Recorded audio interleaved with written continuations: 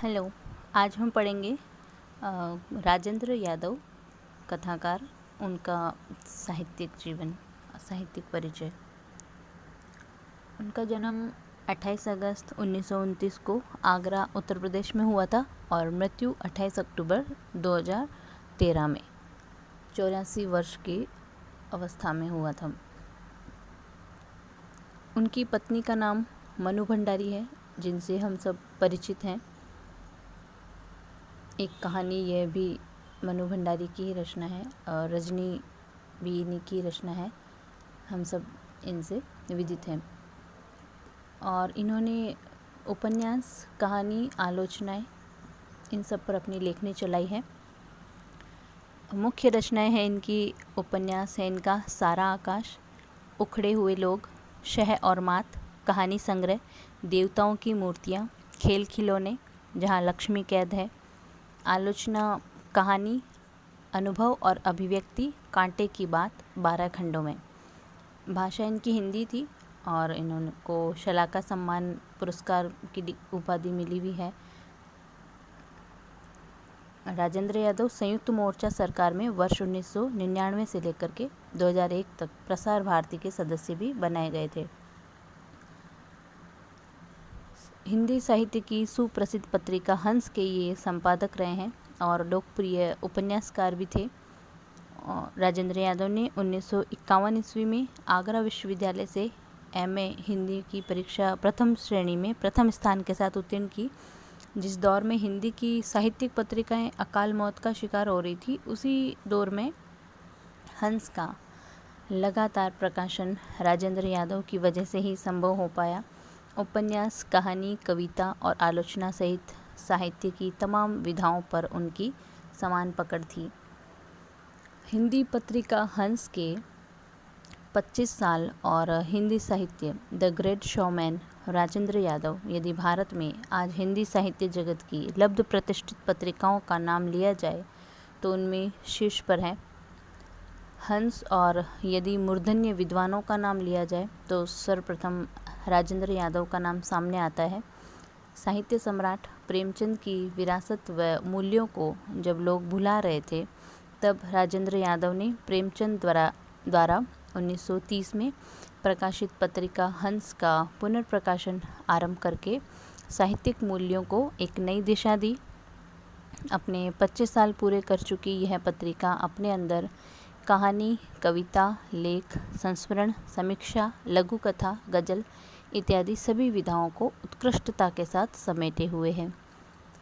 मेरी तेरी उसकी बात के तहत प्रस्तुत राजेंद्र यादव की संपादकीय सदैव एक नए विमर्श को खड़ा करती नजर आती है।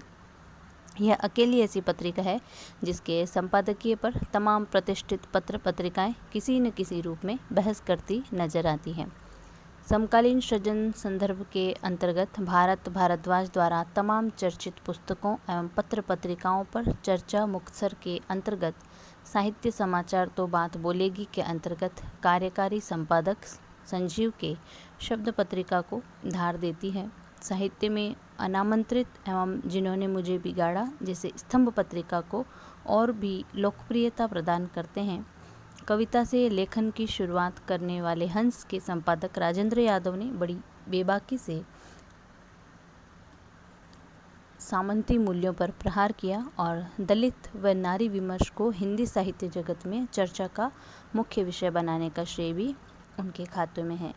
निश्चित यह तत्व हंस पत्रिका में भी उभर कर सामने आता है। आज भी हंस पत्रिका में छपना बड़े बड़े साहित्यकारों की दिल्ली तमन्ना रहती है।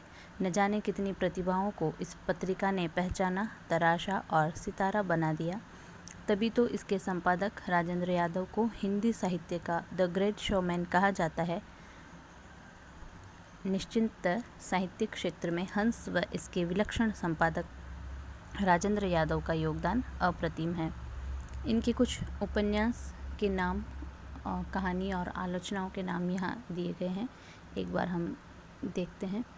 सारा आकाश उपन्यास, उखड़े हुए लोग, शहमात, 1 इंच मुस्कान, कुलटिया, अनदेखे अनजाने पुल, मंत्रविद।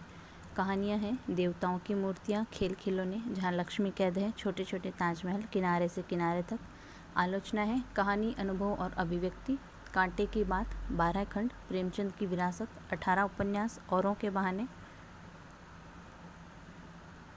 28 अक्टूबर 2013 सोमवार को राजेंद्र यादव का नई दिल्ली में 28 अक्टूबर को निधन हो गया और इनकी अचानक तबीयत खराब हो गई थी, सांस की तकलीफ़ होने लगी थी। उन्हें 11 बजे के बाद फ़ौरन एक निजी अस्पताल ले जाया गया, लेकिन उन्होंने रास्ते में ही दम तोड़ दिया। राजेंद्र यादव हिंदी साहित्य का एक मजबूत स्तंभ थे। राजेंद्र यादव को हिंदी साहित्य में नई कहानी के दौर को गढ़ने वालों में से एक माना जाता है।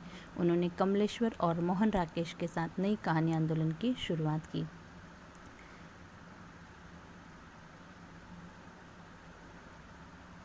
इनकी कुछ कहानी संग्रह है, जिसमें जहाँ लक्ष्मी कैद है 1957 में प्रकाशित हुई थी, अभिमन्यु की आत्महत्या 1959 में, छोटे छोटे ताजमहल 1961 में, किनारे से किनारे तक 1962 में, टूटना ये सर्वचर्चित इनकी कहानी रही है 1966 में, चौखटे तोड़ते त्रिकोण 1987 में, यह जो आतिश गालिब 2008 में, यहाँ तक पड़ाव 1 पड़ाव 2 1989 में, और वहाँ तक पहुँचने की दौड़ हासिल, ये इनकी कहानियों के नाम हैं।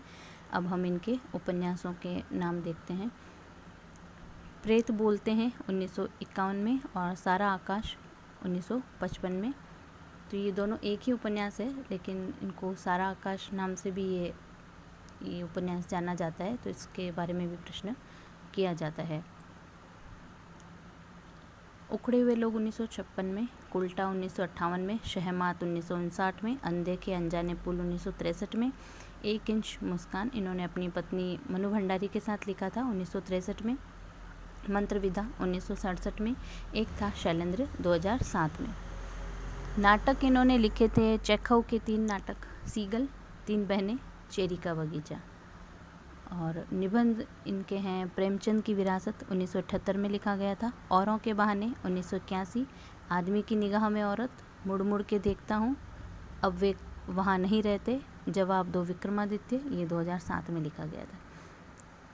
संपादन इन्होंने किया था एक दुनिया समानांतर 1967 में, हंस पत्रिका अगस्त 1986 से, कथा दशक हिंदी कहानियाँ 1981 से 1990 तक, आत्मतर्पण 1994 में, देहरी भई विदेश और कथा जगत की बागी मुस्लिम औरत। तो ये इस प्रकार हमने राजेंद्र यादव का साहित्यिक परिचय पढ़ा।